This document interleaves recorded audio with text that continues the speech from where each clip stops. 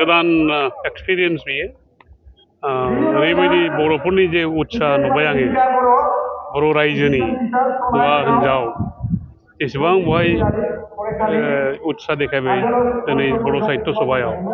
बिदि जुदि जों उत्साह देखायजोबनो हायोब्ला बर'फ्रा जेरावबो बर'फ्रा एखेबारे उन्नत मोनसे जाति जानो हागौ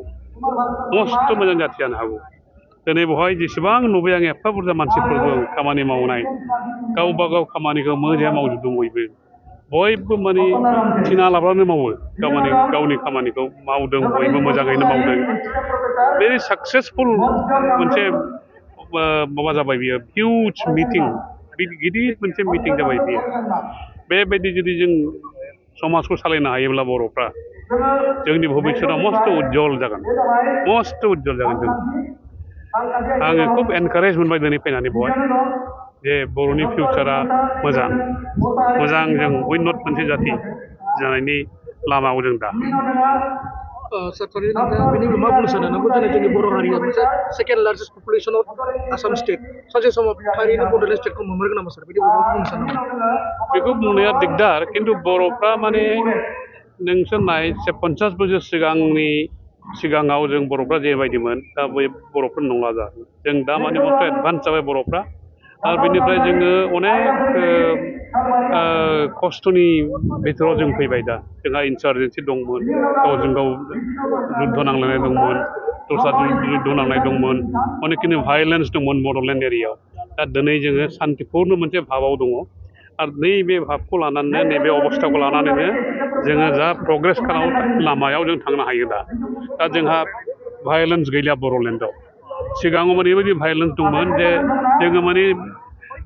न'आवनो थानो गियोमोन जोंनि न'आव जों थानो गिनाय बायदि मोनसे परिस्थिति दंमोन दा बे गैलिया जोंनाव दा शान्तिपुर्ण गासिबो जेरावबो जेराव बर' एलेखा दं बेवहाय बिटिएडियावनो जाथों दस्रायावबो जाथों बर'फ्रा शान्ति भाबै रायजो जागासिनो दं दा बे शान्तिनि सुबिदाखौ लानानैनो जोङो मस्त आवगायनानै थांनो हायो जोङो माखासे जिखिनि जोंनि बर' थुनलाइ आफादनि गेजेरजों माबाफोर मेन इश्युस रिलेटेड टु बर'फोरनि मेन इश्युसआ जे बर' साहित्य सभा बर' थुनलाइ आफादा साननो खुब दरखार बे भाषाखौ जों बोरै इमप्रुभ खालामनो हायो बर' भाषा माने दाबो इमप्रुभ भाषा जायाखै जोंना अनेकखिनि जों माने शब्दखौ दाबो जों नागिरना मोना माबायदि एक्सप्रेस खालामनांगौ आरो बेल' नङा जोंनि उच्चारणफ्राबो माने मोजाङै जाया उच्चारणखौ मोजाङै खालामनो हानांगौ जिखुनु भाषा जों रायलायोब्ला उच्चारणखौ मोजाङै खालामनो हानांगौ बे बर'आवबो जोङो बेखौ खालामनो हायाखै बेखिनिखौ जोंहा खालामनो दरखार दा बर' थुनलाइ आफादा बेखौ खालामनो खुब दरखार सालासुदि खालामो मियानि रचना गोबां माने बेबायदि माने इन्टेलेक्चुवेल पार्सन्सफ्रा माने बर' हारिखौ बर' शुद्ध बर' पियरखौ माने गोबाव लागोन समाया पियर बर'खौ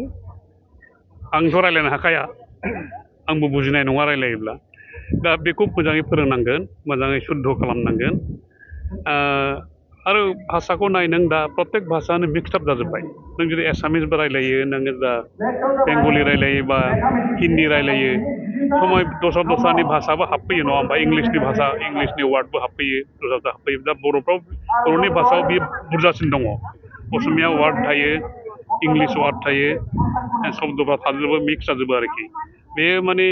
बेखौ जोङो मोजाङै सिन्था खालामनानै जोङो आसल गोदान वार्ड लाबोनांगोन बेखौ इउज खालामनो हानांगोन जोङो थेंक इउ